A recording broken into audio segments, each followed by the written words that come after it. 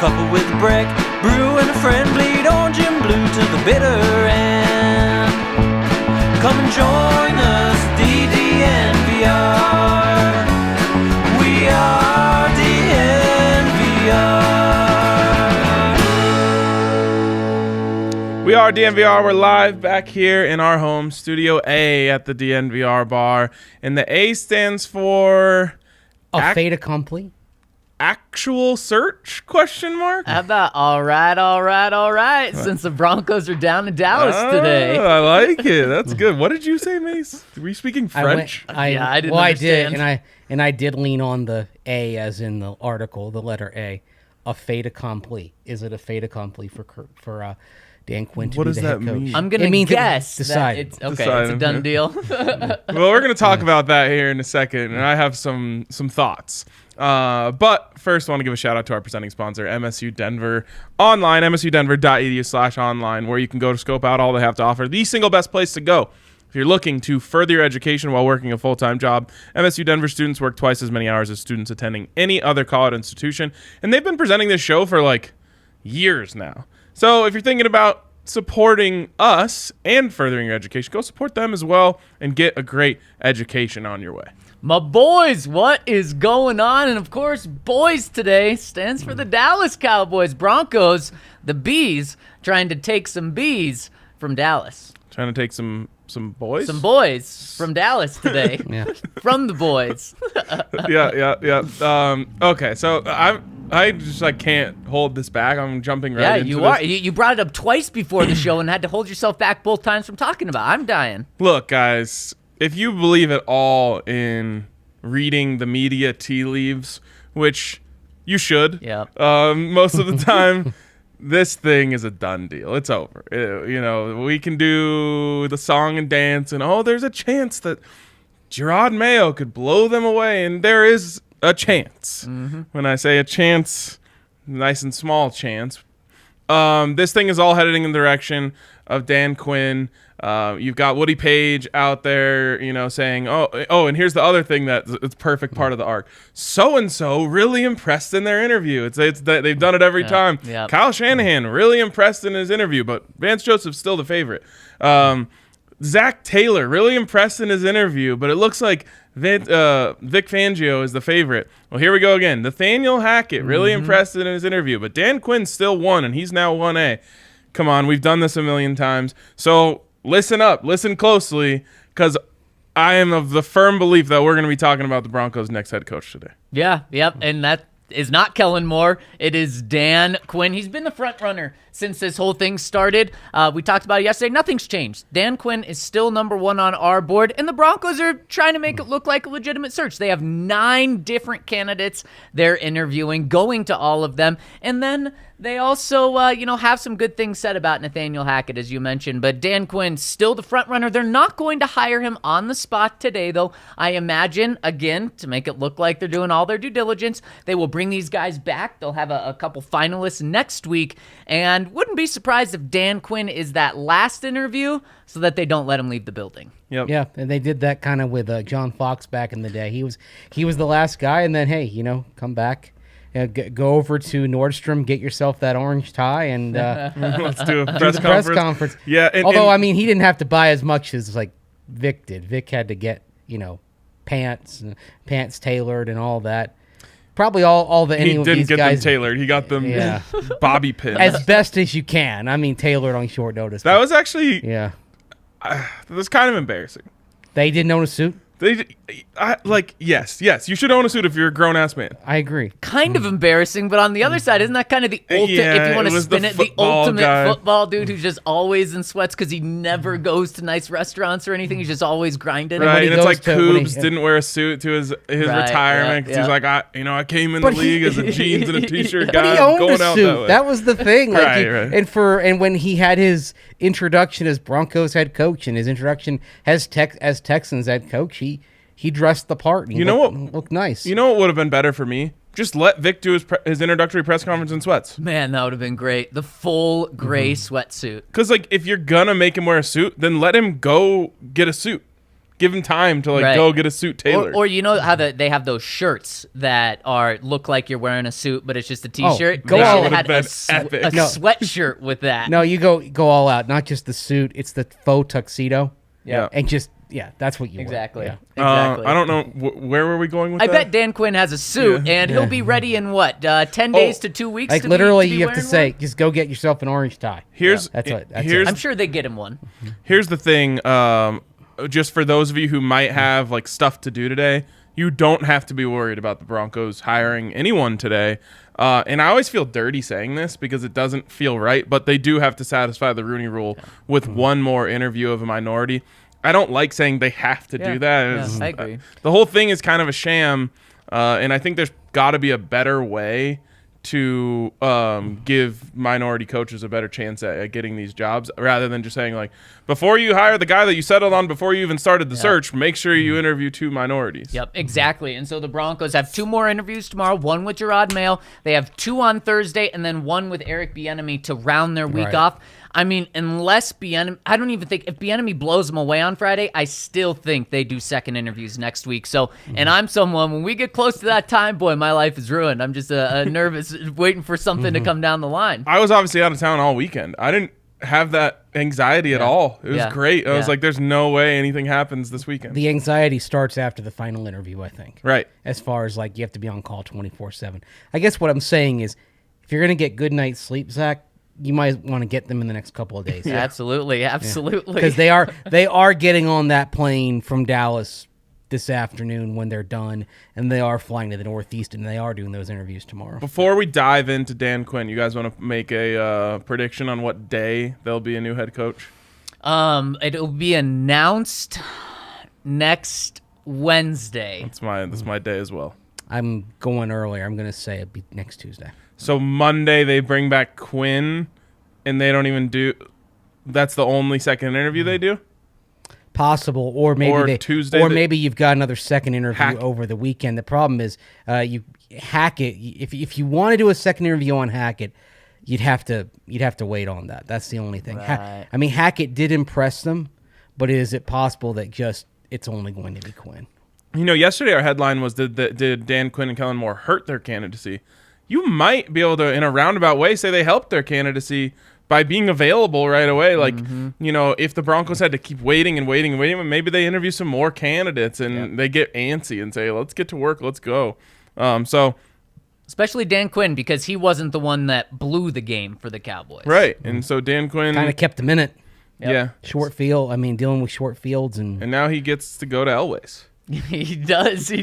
Sometime early next week. Will he order the burger?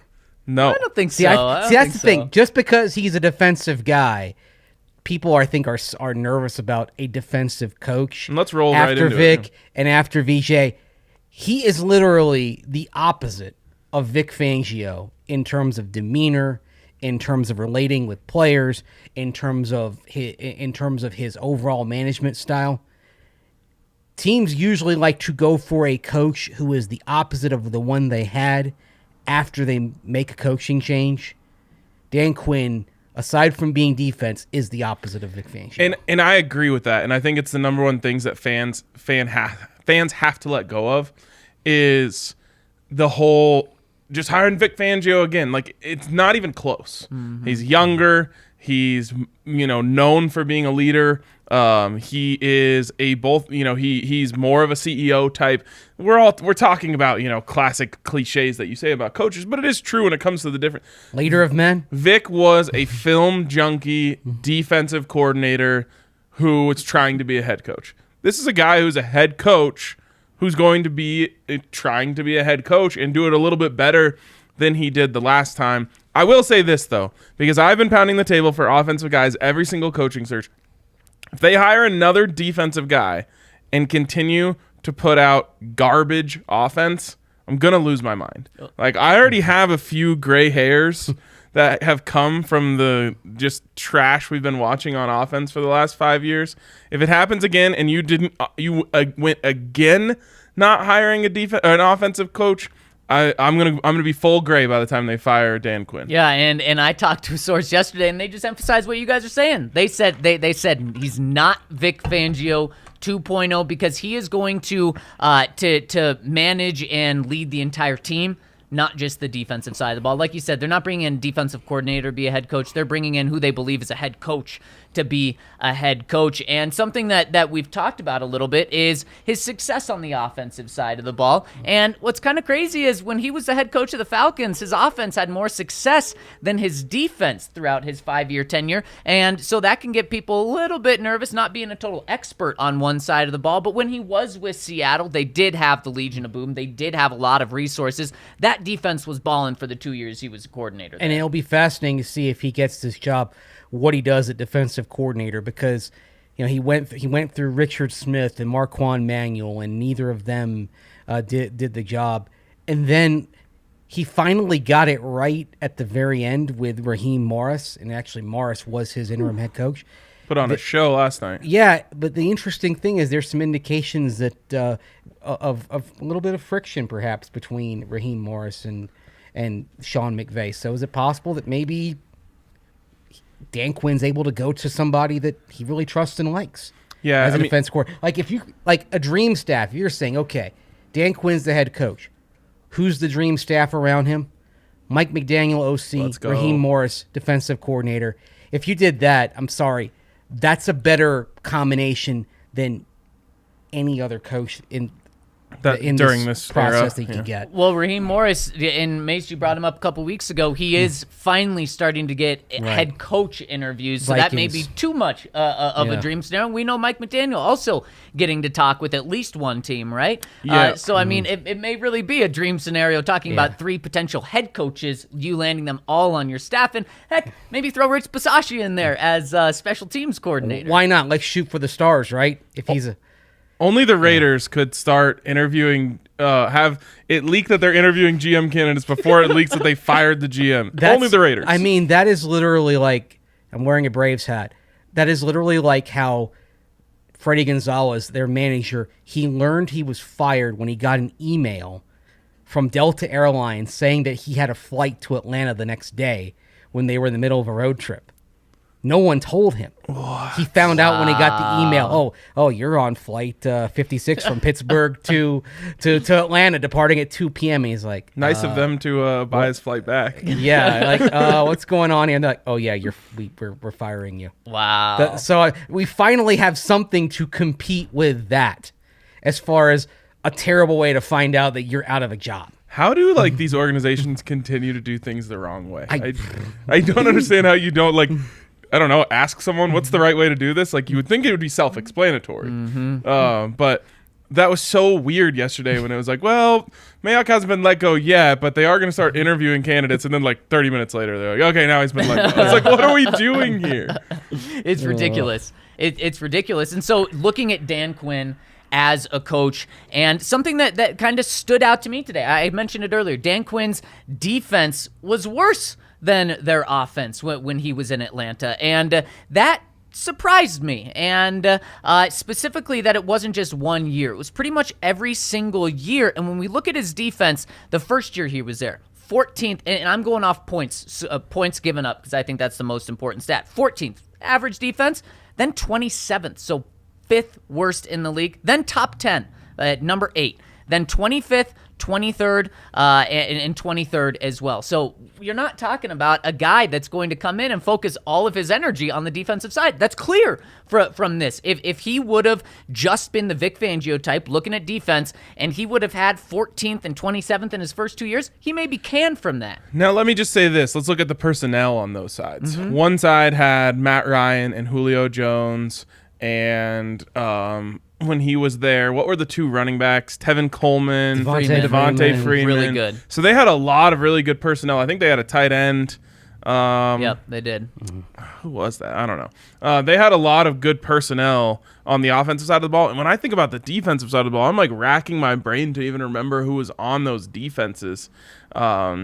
The only one I can think of is Vic Beasley, who was a bust as a first-round pick. Vic Beasley led the team in sacks in 2015. Dan Quinn's first season on the job, he He had 4. Yeah. So that's a big part of this, right? Is personnel. You look at Raheem Morris last night, who looked like a genius. Well, he also has Von Miller and Leonard Floyd and Aaron Donald.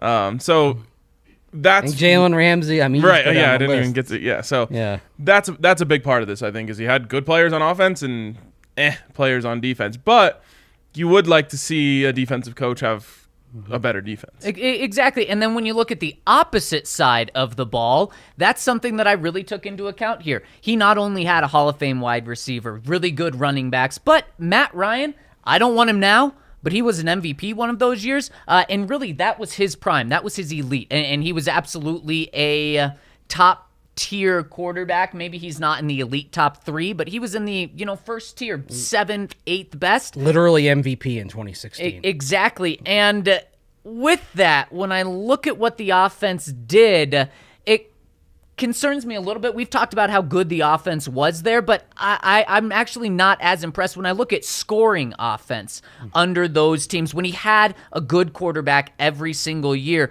their offense, his first year there, 21st best, so almost bottom 10. Again, his first year. Next year, that's when they had the best offense in the NFL. That's when they went to the Super Bowl. That's when Matt Ryan was the Kyle MVP. Shanahan, Mike McDaniel. Everything was clicking, so fantastic. But then they dropped to 15th the next year, so an average offense with a great quarterback, little concerning to me. Then you talk about a top 10 offense, the 10th, and then 13th, and then 13th again. That, to me, it doesn't blow me away as much as I initially thought. So I think one thing that's interesting, though, is like they even though Kyle Shanahan had left, they were running a lot of the same concepts after he departed. And something we sometimes see from the Shanahan-Kubiak offense is yards outstripping points in terms of the rankings. That's something I'm personally more focused on points, though. But points is also, when we're talking about points, are you factoring in defensive scores? Are you factoring in short fields that are set up because you're playing from in front and you're forcing more takeaways and that sort of thing? And that's why points itself. I mean, if you're talking about the scoreboard, it's all about who scored more points. Yeah, but talking about the overall quality of the offense, sometimes yards is points to me is a quarterback stat. And so, when you look at, I don't know if you have it now, but if you look at who's leading the league in points per game this year, you'll see a bunch of really good quarterbacks at the top. Matt Ryan, they did have the number 1, right, 1 year. So that's impressive to me because I don't think Matt Ryan, even then, was the best quarterback in the league. I think he was the best fit in the league that year. He had the Shanahan bump. Right, exactly. The Shanahan-Kubiak bump that takes you one level above where you are, which is why if we start discussing a Jimmy Garoppolo or even a Kirk Cousins, for example, playing 2 years, 19 and 20 with Gary Kubiak in his ear, I think that's something that is a concern. In the end, it's going to, Kyle Shanahan has never had one of the best quarterbacks since he got to San Francisco. He's never had one of the highest scoring offenses, except for maybe 1 year, and I guess that's the same sort of thing. The year that Jimmy G looked really good, right? It was 2019 was his career year, and yet what they thought of Jimmy G in the NFC Championship game was let's take the ball out of his hands and just run it a ton on Green Bay until they figure out how to stop it. Yep. And I think that's what they're going to be doing through this whole playoffs as well, as long as they're alive. They're Debo. playing. Yeah. Get in the ball. Gosh, man. I want to know, I want to be in the fly on the wall in that meeting when they were like, what if we use Debo as a running back? Yeah. And then they just started scheming up all these beautiful run designs for Debo. So if Mike McDaniel comes to the Broncos as OC, I think they're looking at the same thing with Jerry Jeudy. Jerry's doesn't have the same body. Yeah, it would. No. But I think you'll see the jet sweeps actually resulting in him getting the ball. Touches, absolutely. Yes. Cooper Kupp looked like Jerry Jeudy last night. He was running back and forth and never getting the ball. I think they ran that play, the handoff, twice all season, but neither of them actually went to Jerry Jeudy. So his motions to touches on that play was literally 120 to 0. Yep. It was bad.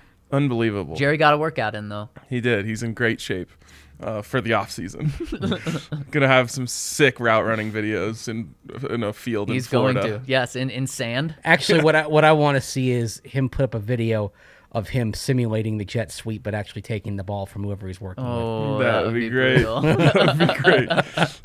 Okay, so Dan Quinn, basically average offense, above average offense, average defense while he was there. More like below average defense. Defense. Yeah, below average defense. Top third offense averaged out to be. But how much is that about personnel, and how much is that, like when the Broncos are hiring Dan Quinn, I just don't think they're interested in those numbers. They're interested in what do his players say about him.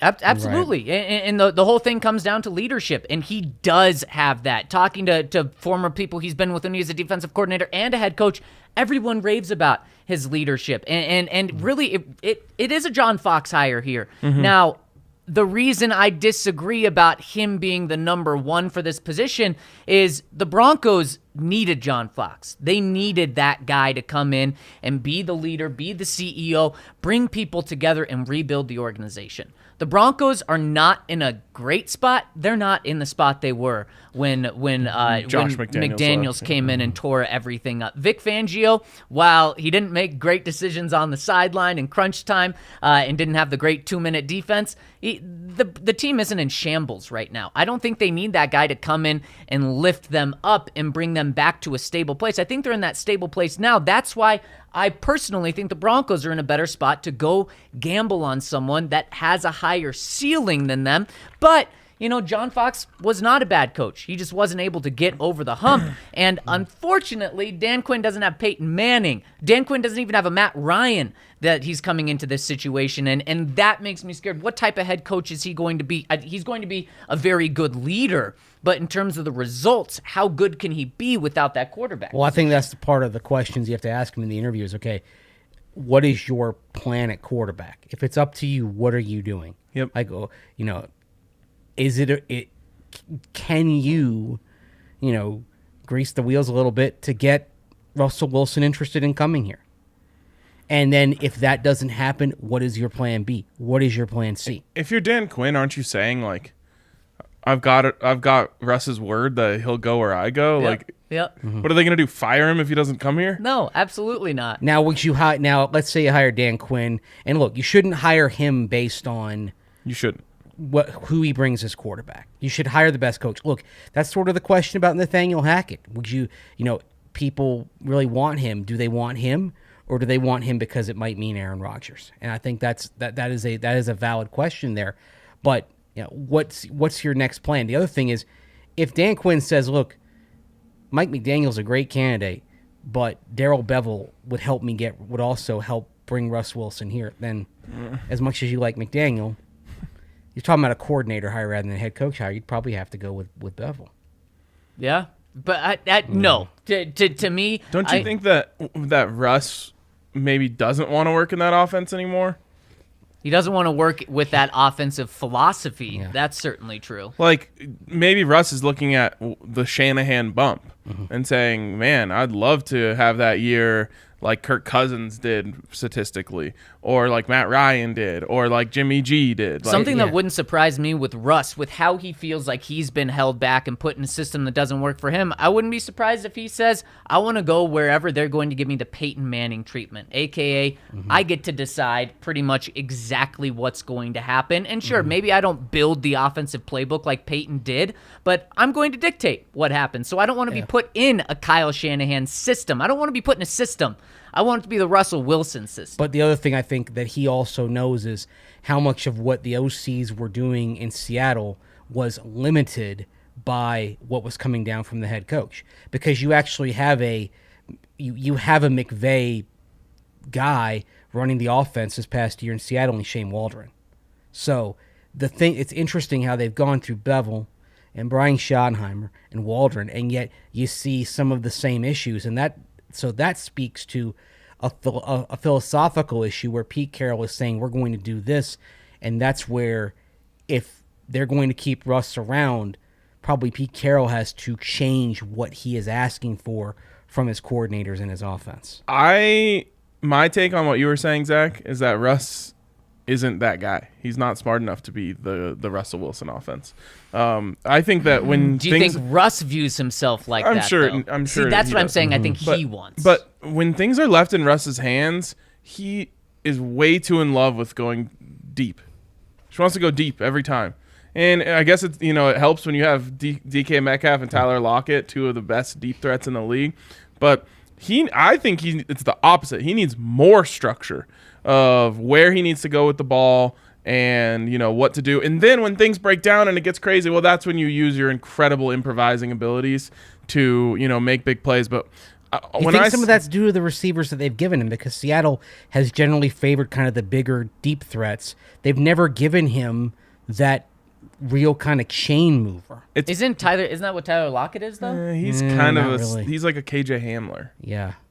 A little more of a possession guy. Yeah, he's more polished. But they haven't given him that guy that is either the classic slot receiver or just kind of or the quick slant guy. Yeah, I'm sure he was just drooling watching Cooper Kupp last night. Speaking of, did you guys watch Russ on there last night? Yeah. Why does it always feel like he's campaigning for something or auditioning for something? He's a good quarterback. That's what a good quarterback is. One thing that I really loved is he does not know how to play second fiddle. No. He comes on that show and starts trying to host it. And I'm like, dude, you're trying to upstage Peyton Manning right now. What are you doing? There's only room but for one alpha. Right, and they've got three. So like 2.5. Yeah, I mean, and Peyton and Eli work great together because Eli's like the perfect kind of little brother. Yeah. And like he'll have and he had the way he responded to Peyton kind of to dropping an S-bomb last night that was perfect on his part. But Eli's settled in over the year. Yeah, he has. He really has. But Eli's personality is just a little bit more mellow. He takes the edge off of. I started thinking last night, especially because Eli was so smiley. I'm like, they started telling Eli, have 2 drinks before the show starts. What do you think? What do you think he'd be doing if he were out here?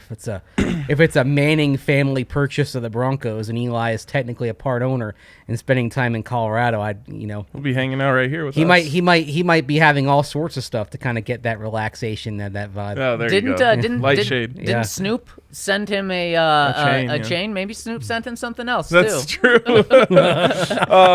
Really quick, guys. One more thing that kind of surprised me along with the offensive and defensive numbers with Quinn. And Mace, I'm sure you know this. Do you know? But if you don't, you can take a guess. Do you know Dan Quinn's record as a head coach in those 5 years? How many games would that be? It would be 85. Okay, I'm gonna say 50 and 35. Okay, 43 and 42. You knew.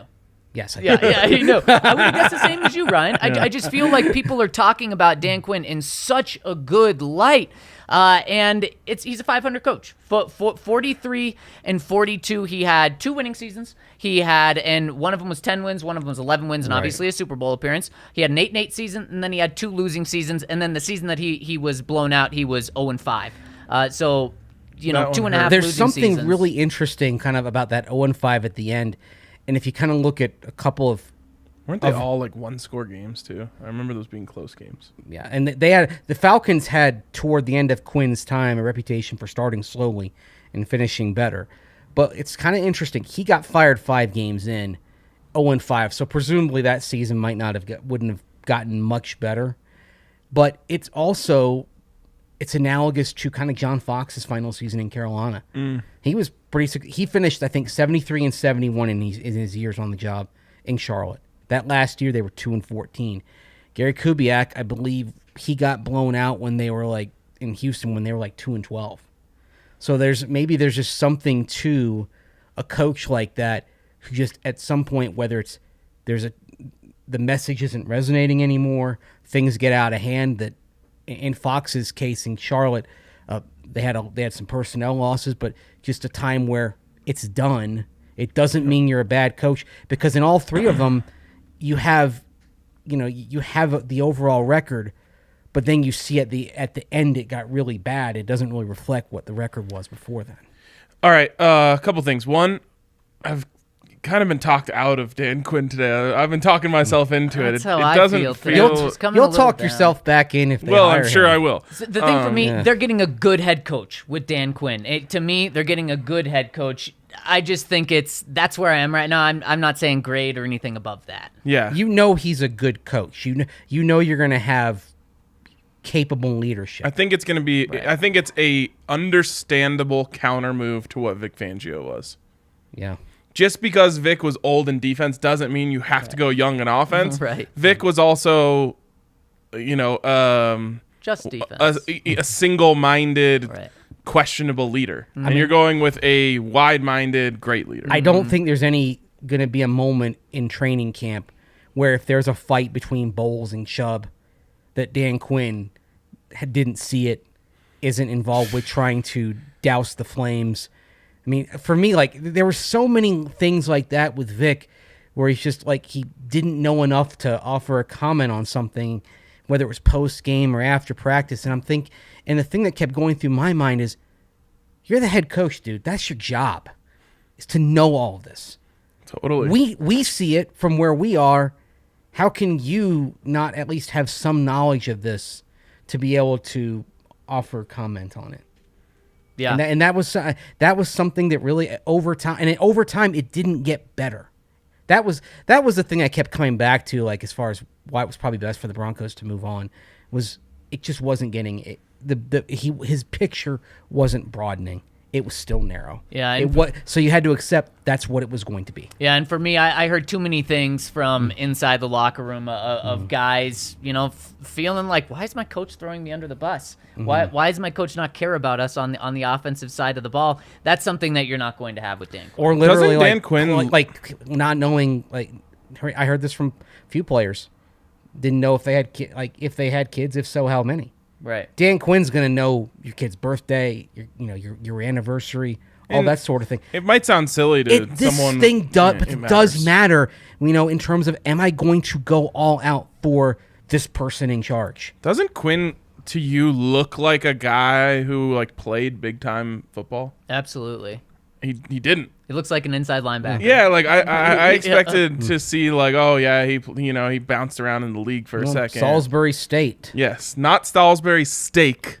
Salisbury State, NCAA Division III. Eastern Shore of Maryland, right there on the Delmarva Peninsula. And that's it. But he did win the prestigious Bobby Richards Award there. Oh, of course. Yes. Yeah, good old Bobby. Yeah, Salisbury's more of a lacrosse school than a football school anyway. I'm sure it is. Okay, so that's Dan Quinn. I want to tie a bow on this with this. 0 to 100%. 100% is he's the coach. We're all wasting our time. 0 is he's got no shot. Where are you at? 90. We're pretty much wasting our time. I'm at 95, so... we're really wasting our time. Yeah. We are, but you know what? We got a lot of time. So. The Broncos are probably going down to the DQ. They are. Yep. Maybe a blizzard's going to follow. Blizzard's on its way. The Dairy Queen, my first job. I just drove by it. Closed. Oh, what? Oh, so sad. Which one was that? Colorado and like University Hills.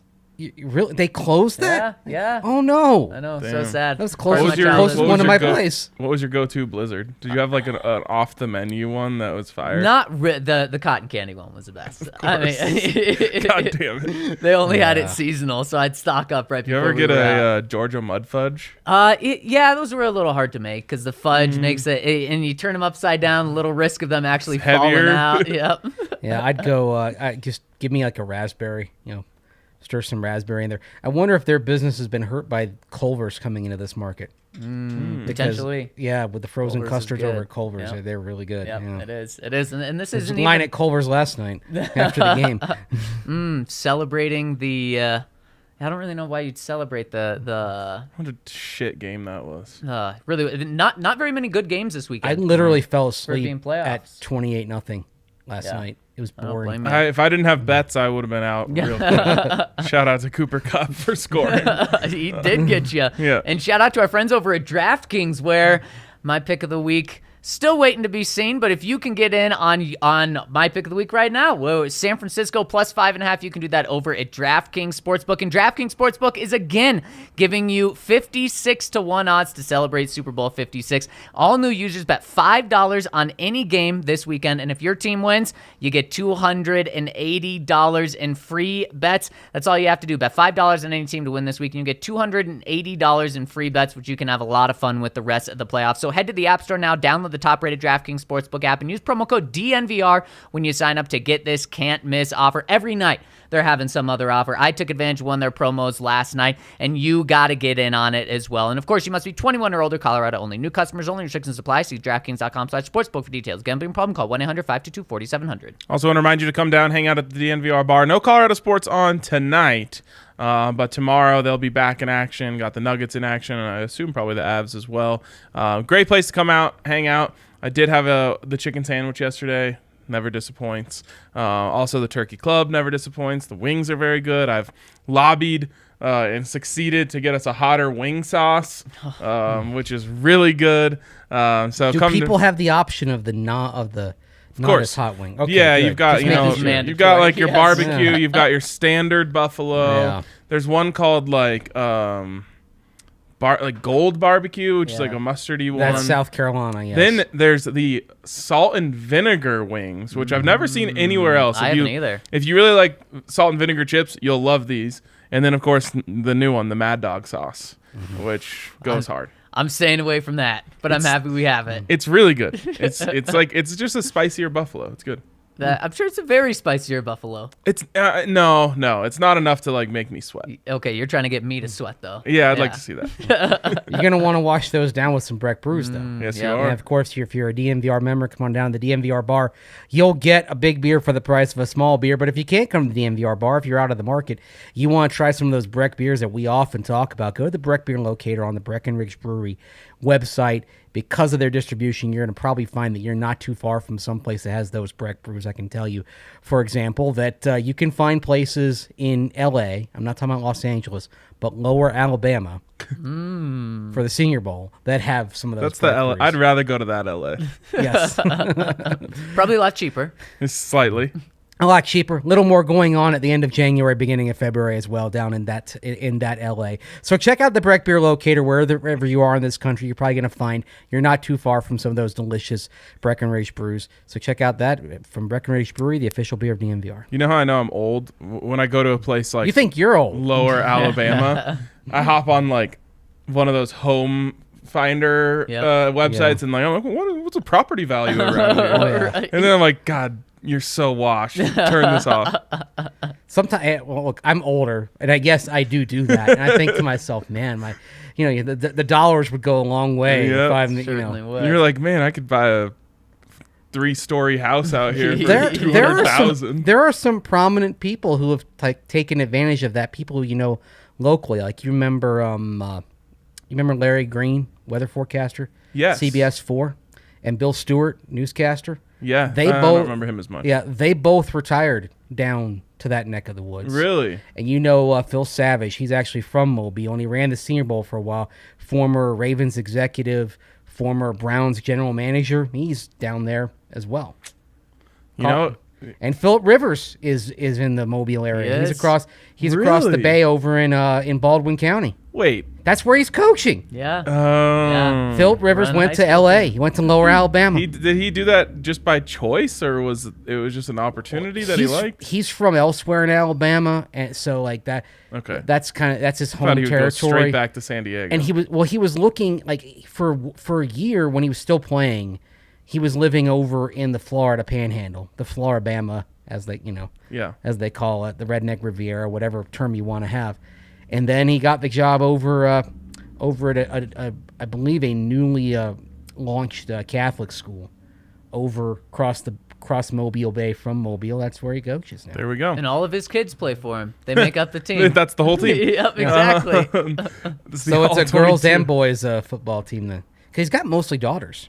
Interesting. Yeah. All right. Yeah. I was kidding about that. Let's jump into Kellen Moore here. The other interview the Broncos will be conducting today. Do we know which one's first? Kellen Moore, I believe, is first okay. up He's today. getting. You never want to be first in these scenarios. Yeah. And I don't want to like bury the. I guess I don't want to bury the lead. So I'll just tell you what I heard last night, which is from a source essentially said, yeah, this isn't the most serious of the interviews. They're going into this obviously with an open mind. They want to hear from Kellen Moore, but this interview it almost feels like it's more for the fans because, he's the young, hot name. He's the old quarterback that a lot of fans have been talking about all year. They're already going to be in Dallas to interview Dan Quinn. They said, hey, let's give this guy a shot. So just something to keep in mind. Doesn't mean he can't blow them away and win over the job. But they're going into this not necessarily expecting for him to be a leading candidate. And what's really funny that you mentioned that, Ryan, is literally yesterday, maybe before your conversation a little earlier in the day, I talked with the source as well, and the two names they told me to that weren't the big names, but to really keep an eye on just in case they could blow the interview out of the water is Gerard Mayo and Kevin O'Connell. Nothing was said about Kellen Moore, having that truly open mind, thinking that he could be kind of a true dark horse to come out of here. So that makes sense. That's kind of also how it just feels like he's trending in the public as well. Obviously, not just this past game, but I kind of got the vibes just last week he started to slow down a bit, and I actually wouldn't be surprised if he seemed like the hottest guy on the market midway through the year. I wouldn't be surprised if he's in Dallas one more year as an offensive coordinator again. And then maybe the speculation starts stirring that he replaces Mike McCarthy. Right. Because Dallas has had to kind of come out with the dreaded votes of confidence for McCarthy in the wake of that game. I mean, you can kind of see the pieces falling into place. And you sort of look at some of the interviews, like Brian Callahan. He worked for the Broncos. I like him a lot, but I don't think he's going to be in the mix. Jonathan Gannon, they're going to interview him in Philadelphia, I believe tomorrow. Or is it tomorrow or Thursday that he's going to interview? Thursday. Yeah. And he worked with George Payton. You feel like those interviews seem like they're about kind of elevating somebody that they like. Mm-hmm. Whereas O'Connell, he's got the Sean McVay secret sauce. And then Gerard Mayo. Is that what he puts in his hair? Maybe that's what does it. You put a little the Sean McVay product, the Sean McVay secret sauce, and Mayo is just. I think I would describe him as the wild card. Speaking of secret sauce, in the whole thing, he's very much the one that, if he impresses, could completely overturn this process. I don't want the Patriot way. I don't think anyone in Denver wants the Patriot way. Are you more? Yeah. The thing is, though, are you interested in him because he's with the Patriots? Or are you interested in him because of the leadership capabilities he appears to possess? I think one of the intriguing things about Mayo, frankly, for me, is the fact that he went to the corporate world and was a rising star, and Belichick basically said, "Hey, do you want to come coach?" And he was kind of like a dream scenario to kind of give it a shot. But the fact that he was ascending pretty rapidly, like in healthcare administration, in part because of his intelligence and leadership skills, I think that kind of says a lot. And maybe like organizationally is somebody the Broncos give some lingering thought to repair some of the fissures that have come to exist between departments in that organization. I think Mayo is somebody who brings the entire Bronco organization together. It's possible for sure. I would.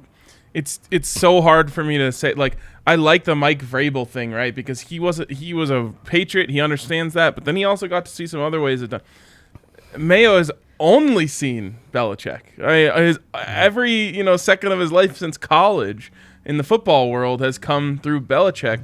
That just worries me because I would want to hear a coach say, "Hey, look, I know there's the whole Patriot way thing. It's not exactly the way I would want to do things." And maybe he does say that, but I'm just like, well, what other way do you know? Right, it's very true, and I think we'll dive deeper on Mayo tomorrow. True. I think when they have their interview, and you can almost have the same conversation with Kellen Moore, although not so much the exact same. He spent the first couple of years of his playing career with the Lions, and then he played with the Cowboys. Then immediately went from player to coach in the 2017 to 2018 season with the Cowboys, and has only been around the Cowboys since 2015, I believe. Does that scare you at all in terms of only being around one system, being a younger guy, and maybe just trying to implement the Cowboy way? Well, so he was with Garrett and McCarthy, right? Yep. Mm-hmm. So he does have that going for him. Yep. I like when people on staffs carry over. I think that's a tough thing to do. So it means you definitely bring some value if you do that. And I not necessarily.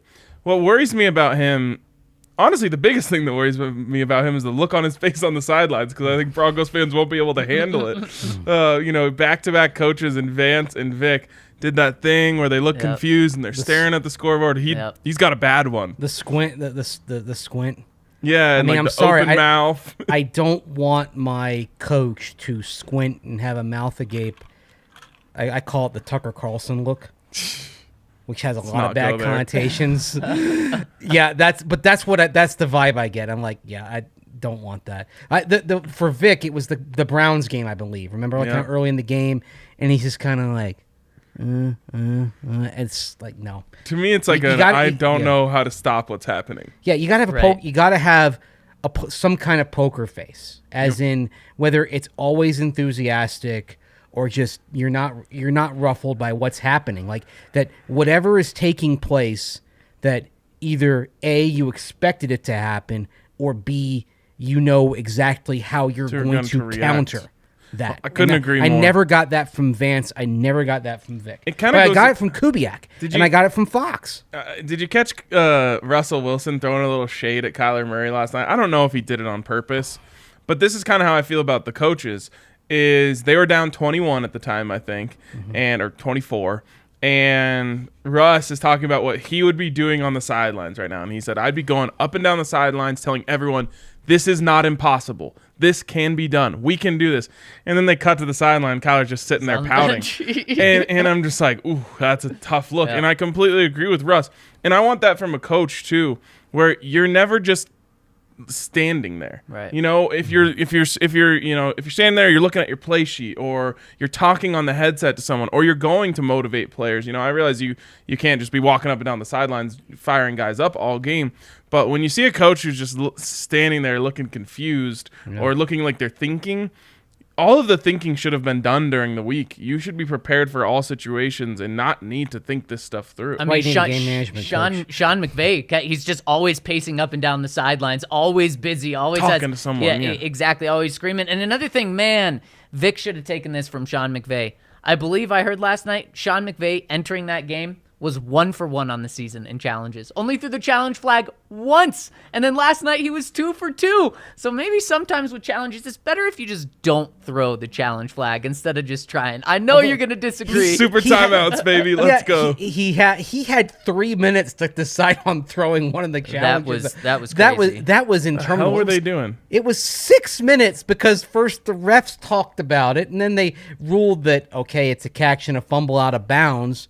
And then he threw the challenge, and it was a great challenge because A.J. Green did not make a football move with it. If I was McVay, I would have been like, just call something so I can throw this damn flag.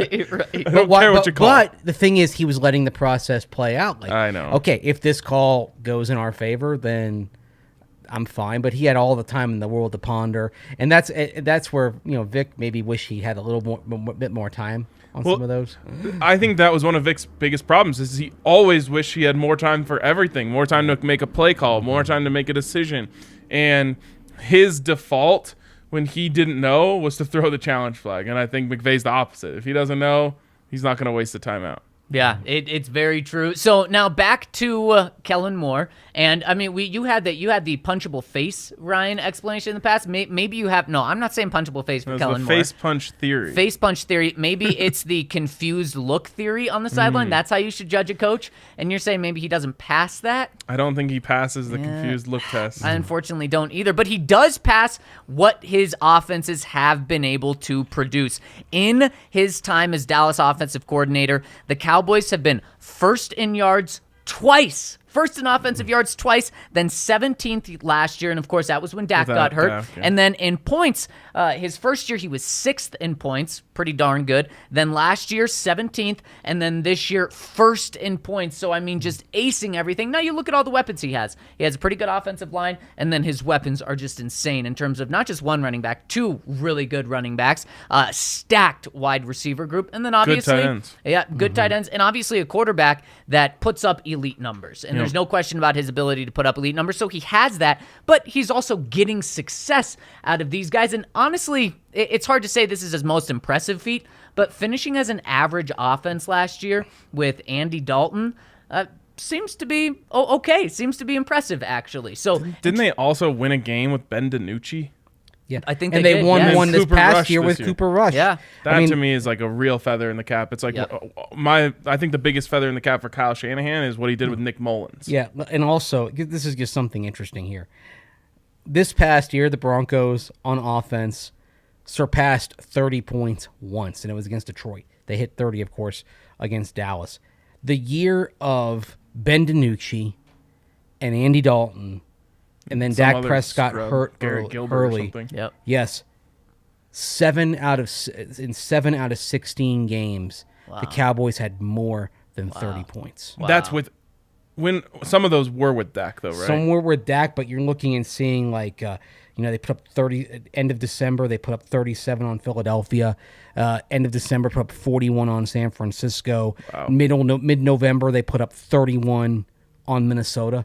So they're able to put up some big numbers even without Dak Prescott. And the way that we talk about the weapons the Broncos have, he should have that same sort of thing at his disposal. Yeah. Obviously, no Dak, but you can have an Andy Dalton-esque guy. Sure. And we'll take 37, 41 points with these weapons. In fact, do you want Andy Dalton? We can get him this Yeah, offseason. please no. You literally might have a possibility of Dalton being a bridge. Like if you fail on getting Rodgers or Wilson, and I know that there's going to be, we're going to get into Jimmy Garoppolo, Kirk Cousins, etc. But your best play might be Andy Dalton plus Matt Corral. Sometimes when you say a name so many times on your podcast, iTunes or Apple Podcast picks it up and thinks that they're one of the people on the show. Right. I think that that Apple Podcast is eventually going to think there's someone on our show named Rogers Wilson. I think you're right. We say that like 17 times a show. And you know what? If both of them want to join, we'd love to have you guys on. Yes, we will have them as co-hosts. All right, well, let's do the opposite. I said 1 to 100% chance of being the coach. What do you got Kellen Moore at?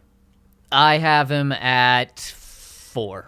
4%. Well, if we're saying like Dan Quinn is 90%, Yeah, do I have to divide that these leaves all? 10 for the rest. Right. I'm not, and I'd say of the like in the 10% that he is toward the bottom of that. So I'm Yeah. gonna say like about 0.4%. Oh, boy. jeez. Pretty low. Yeah, I guess I'll have to lower mine too to 1%. It's about Well, there's 10 candidates to split 10%. it's about a 1 in 250 shot, I'd say. It seems really unlikely just based on what the people are saying, Yeah. what the vibes are saying. But you never know. Let's call sources vibes now. I like that. Vibes are my only source. It's true. Save for a couple other people. All right, before we move on, I want to tell you about Ball. Working at Ball is a really special place, and the reason of that is because of the people that work there, just like Zach's Aunt Julie, who works down there, and they have some great opportunities. Of course, last year they made 100 billion cans, which I can't even really fathom, although that was actually 2 years ago. I wonder, we need an updated number on what they did in 21. So basically, it's 25 times the number of dollars the Broncos might fetch if they go into $4 billion range. Right. Maybe the founder of Ball wants to buy the Broncos. Who were we talking about yesterday? Maybe if he can, if he recycles every can that was made, takes it to like the local aluminum factory, he'll have enough money to buy them. Exactly. We were talking about the Red Bull guy yesterday. Yes. true. Worth like 29 They work closely billion. with Ball. Yep. Red Bull, ball, cans. I mean, hey. Yeah. There you go. So there's lots of opportunities over at Ball. They'd love to have you over there at their plant in Golden. And if you want to see what opportunities you could have at Ball, text Golden to 77222. You'll get linked directly to their open positions. Or you can just go to jobs.ball.com and search for Golden. That's jobs.ball.com, search for Golden. Or simply text Golden to 77222. And also, you have to check out our friends over at Light Shade Dispensary. If Eli Manning's ever here, he's got to check out Light Shade Dispensary and got to use the code DNVR either online at Light Shade Dispensary or in one of their 11 locations. They have them in Aurora and Denver as well. We've got a couple here close to the bar as well. And right now, they want you to try out Ripple, which is a fast-acting, dissolvable, clinically proven to hit 2 times faster than the leading gummy, which is so important when you're taking those gummies. opportunities to have them hit quick, and you can get this whether you're a connoisseur, whether you are just a casual consumer. You can get everything you need over at Lightshade, and use the code DNVR to get 25% off in-person and online orders. All right, there we go, guys. Let's jump into the questions. Sorry, Kale, do we have any Super Chats we need to hit here? Just one. Oh, a big one. Shout out OPMG for a solid Super Chat here. Can we get Vaughn back? I went viral last night on TV wearing his jersey. I hit up RK on the side, LOL. But hear me out. He hasn't lost a step. Even shared a moment with his mom, who is a sweetheart, and took a picture with me. That's an awesome story. Yeah, that's too cool. He was sending me pics on Instagram last night, and then I shared with him there were some ladies on Twitter who were interested in I was like, hey, I don't know, you need to make a Twitter account. Quite a night for him. He was looking fresh on national TV. Yeah, I think there's going to be some New Orleans Saints level manipulation contract wise, pushing the can down the road. I think for the Rams. I think they'll find a way to get Von Miller back. I think so too, and especially with the way he's playing, and playing next to Aaron Donald, playing in that defense, and let's see how far they go. I don't think he's going to want to jump ship. I mean, I know he loves Denver. But I think he loves LA right now too. Yeah. And being on that sort of a team at the back end of his career, I don't think he's coming back. Here's what I'll say. If for whatever reason the Rams can't make it work, then I could see a reunion. Sure. I don't think he's going to want to go to a new place. Sure. I think he'd love to stay with the Rams. And honestly, I love seeing how happy he is. He's having fun. He's out there dancing. I think he's danced more times in the last 6 weeks than I saw in the last 6 years. Yeah. And you know what I love, too, is he's still embracing the Broncos. Obviously, Demaryius Thomas comes with the Broncos as well, so a lot of Broncos on his shirt last night. But he's still posting Instagram stories nearly every day about his time with the Broncos. So it makes it easier to not feel so far apart. Yeah, I think the thing is, like, Vaughn kind of really loves what the Broncos were. Right. And not what the Broncos kind of are. And I do think that, like, any chance of him coming back is predicated on a Wilson or a Rodgers walking through the door. Isn't it quarterback? Isn't it an indictment of Vic Fangio that Von Miller left and, he has 6 sacks in the last 5 weeks? Well, you could say that. You could also look at what he did the first month of the season, though, 3 weeks, 4 sacks, and just say that pass rushers get sacks in chunks. I mean, that's what Vaughn always told us. It is true, but also no one is producing no one was producing high sack totals under Vic Fangio. Yeah, it's true. And I mean, I think you look, it could be, especially looking beyond just this year and what Vaughn wasn't able to do in Vic's defense. Yeah. And a lot of it now is, I know I'm going to sound like Vance Joseph here. Rams are playing from ahead a heck of a lot more than the Broncos were. It makes a huge difference. I mean, we joke about Vance because he said it was like the formula. Yeah, we know the formula is to be leading the game. But it's true. I mean, the bigger leads you have, the more pass rush opportunities you get. Yeah. And you weren't going to build many leads with your quarterbacks being Simeon and Lynch. Osweiler and Lynch and Keenum. Watch what you say about Trev. Is Trev still around? There he is. Oh, Hey. yeah. Hey, Saints fans kind of know what Broncos fans experienced. Now they had Trev have to go down this direction for him. I think he was the best one they had of all their options out there. Once they lost Jameis. Yes. Like, I mean, and actually, a couple people have asked me on Twitter, like, about, do the Broncos even think about Winston? No. We got to see. Yeah. I think he's going to stick with the Saints. We got to see how, plan A, plan B, and then, he's somewhere down there. I mean, look, plan B, I'd rather have Marcus Mariota than, like, the Garoppolo Cousins plan Bs, for example. There's a lot of options the Broncos can go. There is. All right, we want to jump into... Oh, we got one from Henry there, too, did I see? From who? All chats from Henry are super chats. From Hank. There we go. Henry, why would McDaniel make a lateral move away from Shanahan just to call plays? Yeah, and then you could also give him the assistant head coach title, which, I guess helps in the grand scheme of things. But also, Mace, you mentioned his relationship with Dan Quinn yesterday. It's a very special relationship, and really, Dan Quinn was somebody who helped who helped Mike McDaniel get the help that he needed to overcome alcoholism. And as of next month, McDaniel will have been sober for 6 years. He went into treatment while he was working for the Falcons, and Dan Quinn is a huge part of Mike McDaniel's life, and so that's why I could see that relationship resulting in, relationships do matter, and I could see that relationship resulting in the 49ers saying, you want to go work for Dan, that's okay. But and Henry, it's a step. You have to take steps up to keep rising. Now, assistant head coach I think would be kind of a step up. It wouldn't be simply play caller and offensive coordinator, because even if you're a non-play calling OC is considered the equivalent of a play calling OC in terms of the NFL hierarchy. But in it terms would of saying require, you have to let him go. Yeah, exactly. I was going to say it would require the 49ers permission to get him. It would. But would you be able to, if you gave him the assistant head coach title, would you be able to get him? It's possible. It's possible that you could. Okay. I'd be fine with that. And Henry, I think it's a great question because that's still something I'm skeptical on. Shanahan hasn't wanted to let him go in the past. Maybe he would for this move, but also he wants to win. Yeah. And there's a reason he hasn't let him go in the past is because he values him that much. And he could convince Mike McDaniel, look, we're going to give you a pay raise here. And we also are going to keep you so that you can blossom into this star that no one can let go, no one can pass up on next year to be a head coach. Can we agree that Kyle probably owes Dan Quinn a favor? Yeah, I would say so. Here's the other thing I'll say is, you go as your quarterbacks go as a coach.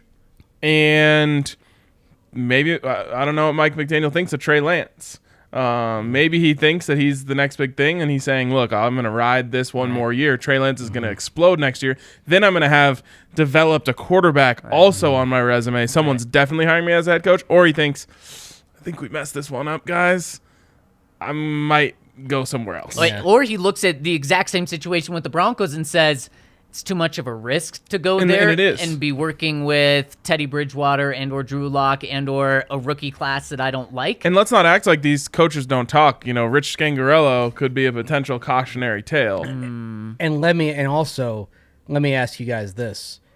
If McDaniel came and the Niners did move on from Jimmy Garoppolo, would you be more sold on Garoppolo if McDaniel were here? So I would be more sold on the Broncos going with him. Yes. Short term, absolutely. Like I could be sold on Garoppolo plus taking those twos back into the end of round one and getting a Howell, Ritter, or Strong on a 5th-year option. So then my biggest concern... That's what I could really embrace that. My biggest concern with that, though, is you're trading a first-rounder for Jimmy. And I don't want to invest a first-rounder in a short-term solution when you're also going to then invest 2 second-rounders, or it's the opposite. You take a first-round pick to draft the quarterback, and you're trading 2 second-rounders. I don't like that. If you're having that big of an investment, and right now I think Jimmy's going to go for a high price tag. You're not going to be getting him for a Joe Flacco 4th. The Broncos have tried the cheap options, the discount bin at quarterback. At some point, they're going to have to swallow hard and know short-term, long-term, it's going to take a premium price here to get this right. Yeah, exactly. Scratch and dent pile they've tried it for 6 years. Drew Lock fell to the second round. He's a bargain. Let's get him. Oh, we get Flacco for a 4th. Oh, we get Bridgewater for a 6th. But here, they've got to stop shopping at the dollar store. I kind of view this as shopping at the $5 store twice with, the 9th overall pick and then 2 seconds. That's kind of like a little half-hearted. I'd rather them just use all of that to trade for, the Matthew Stafford of last year, or you're not going trade up in the draft and get the guy you love. You're not going to Nordstrom's. You're going to Macy's. All right, looks like we just got another super chat that popped in. This one's from Richard Summers. Appreciate the super chat, Richard. Really don't want to have to watch Quinn's single high scheme. That scheme is on its way out soon. Decent quarterbacks can shred it. Yeah. I will say it's more exciting than what we've seen. You bring a lot more guys down, more pressure, but it is definitely you're exposed in a lot of different places. At the same time, you're working with a caliber of secondary that I think certainly exceeds what he has had ever since leaving Seattle, because Pat Surtain is going to be a legit CB1. Yep. Ronald Darby is a good CB2. Justin Simmons is one of the best safeties in the game. Caden Stearns looks like he could be the truth. And by the way, in this, I would invest, even though you have to count on him missing some time, I'd bring Bryce Callahan back. And so and continue trying to develop a nickel, but Callahan's just that good in that role. And the Broncos fit that really well in terms of the personnel with his scheme. Yeah. I'm just down for a change. It's not a perfect scheme, but when you do have the personnel, it can be scary. And like I said, it's an exciting brand of defense. Would you bring Kareem Jackson back? Of course. I honestly, I know we've kind of assumed that he's gone and they bring up Caden Stearns, but going to this scheme, if they go to this scheme, I really would like to see K-Jack back. One thing I'll caution, though, is George Payton cut him last year, and Vic Fangio really was the guy to bring him back, and it worked because he was half the price. Didn't cut him, but as well. No, they did. They did cut him? Yeah, they did. They cut him, and he came back in the second wave. So he had another year, and they wanted to get. Okay, I thought it just his contract. No. And so that was a George Payton move on the salary end. Vic Fangio was the big push to bring him back. Interesting. But I would certainly bring him back. All right, let's jump into the comments here, and this one's cool. I don't know if you guys remember. Yeah. Last week, Kendall Hinton, Hall of Famer, said, "Hey guys, times have been a little tough, so I'm gonna have to cancel my subscription for a while." Well, a nice update here. He says, "You got me back as a subscriber. Let's go. I was anonymously gifted a subscription to DNVR. I was completely awestruck when I saw the email come in. Just such a generous, kind, and giving thing to do. Thank you, whoever did that. What an amazing community this is." And yeah, I got a DM from someone saying, "Hey, I heard that on the pod. I would love to take care of that person so they can remain in the comment section as a part of a community." And it's just, these are the little things that make our community so special, and it's such a kind thing for someone to do. They wanted to do it anonymously, and yeah, that's what makes this place special. That's so freaking cool, and we're so happy to have you, Kendall Hinton, Hall of Famer. Only out a couple of days, and that's such a cool thing for the community to do. Absolutely. Next one coming in from Orange is the New Sack. Just watching the Manning cast, man, I would love to have Russ. He's so well-spoken and intelligent, just to be something special to have him play for us. Also, I made the trip to Buffalo to root against the Patriots. What a game to attend. Yeah. Hoping Buffalo can beat KC, and there might be another game in Orchard Park. We cheering for the Rams and Vaughn to win it all, or the better pick? We're going to talk about this on Thursday. That's going to be a fun one. Because I don't think we agree. Well, we'll see. Yeah, okay. I love it. I can't wait. It's a great question, and, man, I think we're all cheering for Buffalo this weekend. Yeah. Amen. There are some other things to consider beyond just the pick and Vaughn in terms of what decision you make as to whether you're rooting for the Rams or Buccaneers in that game.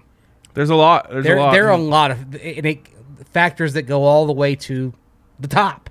Right. Yeah. So we'll talk about that on Thursday as we preview the weekend ahead. Next one's from Bronc Oilers. Ben Albright had mentioned that if Hackett were the hire, his staff would consist of mostly guys from Jacksonville and Buffalo like Doug Marrone and Gus Bradley, whereas Dan Quinn's first choice would likely be Mike McDaniel and Raheem Morris, who may not be getting along well with McVay. Which hypothetical staff would you rather go with? This is so easy. Yeah. Hackett, Marrone, and Bradley, or Quinn, McDaniel, and Morris. I mean, number 2, please. Yeah, exactly. Quinn, McDaniel, and Morris is legitimately exciting. Yeah. The other one just sounds like. Give why would I ever want anyone from Jacksonville? Yeah. Other than Hackett, who give me actually QM squared. Yeah. Is this like the coaching version of what is it? Quinn 92? Is that the band? Hey, there we go. Yeah. Yes. Damn, great memory. Yeah, Hackett, Marrone, Bradley, kind of makes me sick. Yeah, please, no. Oh, God, no. Isn't that something? Yeah, Michael Scott. Yeah. Oh, God, please no.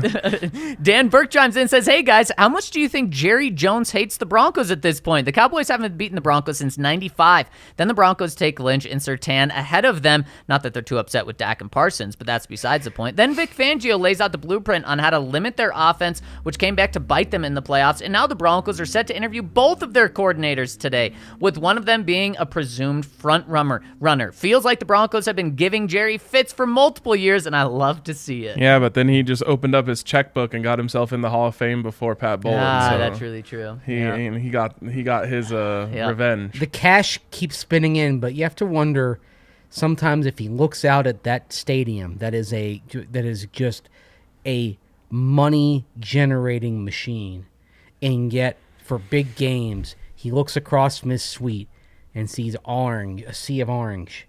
Yeah, on Sunday, a sea of red. I was stunned at how many. He made it too expensive.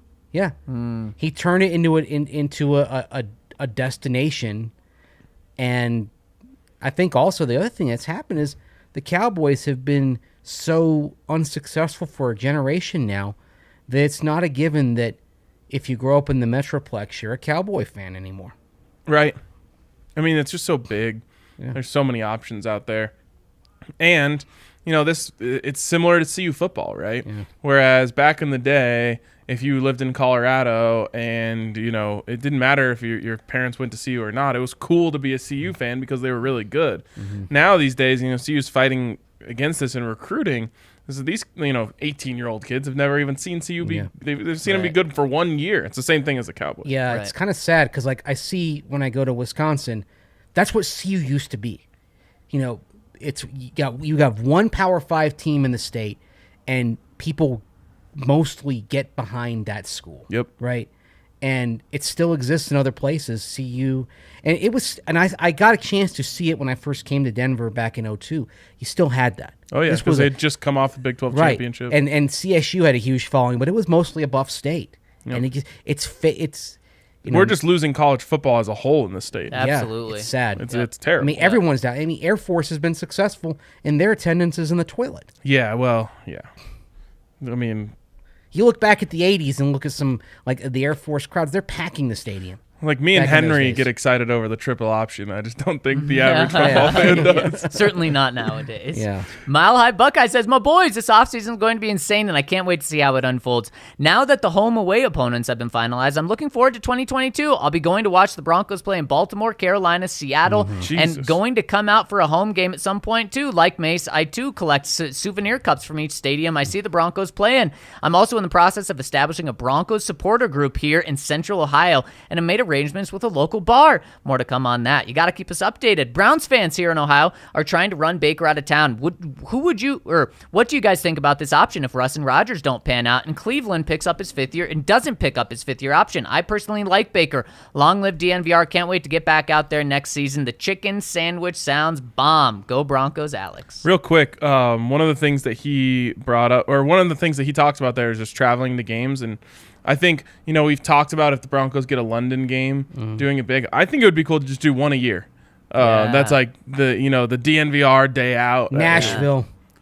Tennessee Titans. Yes, next. please. That's the one. I mean, Las Vegas is going to be a big one. But Las Vegas is there every year. Nashville could be once every 6 years. So I think you kind of start by looking at, okay, what's not on the schedule very often. Right. So immediately when I looked at the Broncos roster opponents, I said, for me personally, Carolina, Charlotte. But for an average Bronco fan, Nashville's the must-do next year, I think. And I would just hope it would be earlier in the season so it's still nice and hot out there because it does actually get cold in Nashville. It does, but you get some really nice days in December.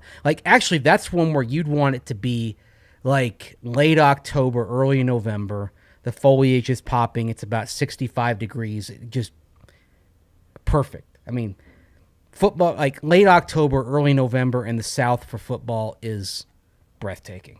Yeah, that's football. And if you do it right, maybe you take a little road trip to Knoxville the day before, go catch a UT game perhaps, or you're actually, I think you're about maybe a couple hours away from Kentucky. They're a good team. You can work an SEC NFL doubleheader that weekend. I just love to do this is the DNVR trip.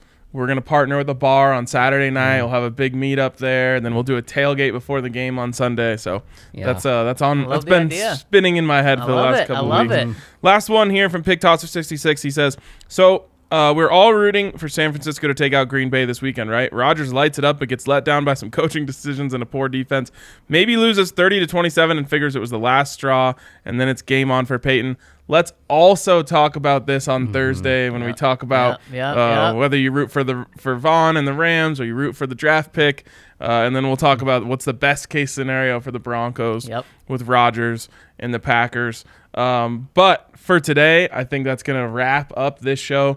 Broncos got 2 interviews today. Is Kellen Moore over? It started. Started a couple minutes ago. Okay, just started. So I guess they're going all-nighter with Dan Quinn. Dan Quinn getting the dinner time interview.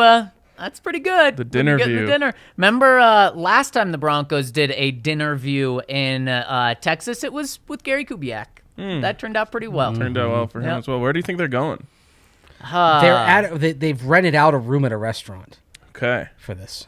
I don't know which one. I mean, I know we've got people in Dallas who's going to go do some recon for us. Yeah. Which I just need to know when they walk in and when they leave. Exactly. I guess we'll get that anyway.